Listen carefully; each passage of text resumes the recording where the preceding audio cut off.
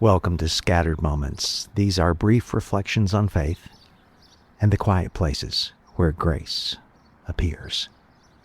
There's a passage in the book of Joshua where God's people are told to gather stones, not for decoration, but for remembrance.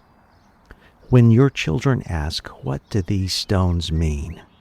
you tell them what God has done. We all have places like that. Places we return to in our minds, or if we're able, with our feet. A field, an old church, a quiet cafe, a stretch of road no one else would notice. Ordinary places that became sacred. Places where something broke or something healed. Places where heaven felt near.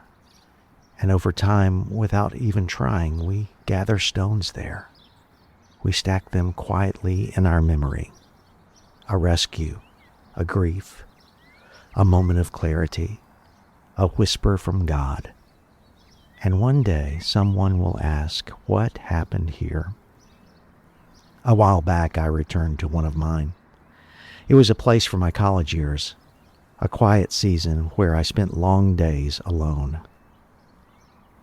It was a strange kind of forming, part sorrow, part awakening.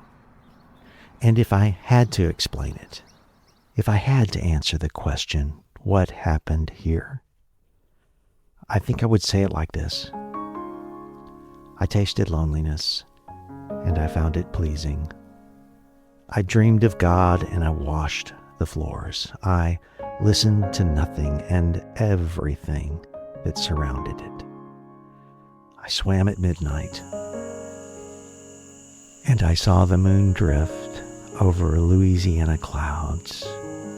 I wailed, but no one heard me but the owl and the possum.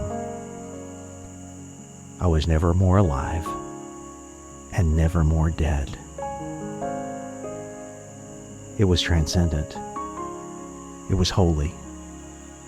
And somehow, it was one of the best seasons of my life. Thomas Merton once wrote, "In solitude, we discover that we are not alone." We spend so much of our time and our lives trying to escape solitude. We fill it, we mute it, we outrun it. But there are things God will only say when the noise is gone. There are parts of your soul that only wake up when no one else is around.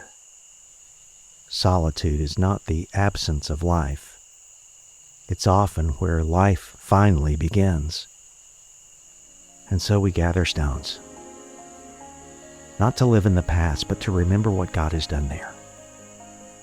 To remind ourselves, and one day maybe our children, that God meets us, not only in crowds and celebrations, but in the quiet rooms, empty fields, and long, lonely summers. And when they ask, "What happened here?" you can tell them, God was there, and so was I. Take care. Notice the scattered moments, and share the grace.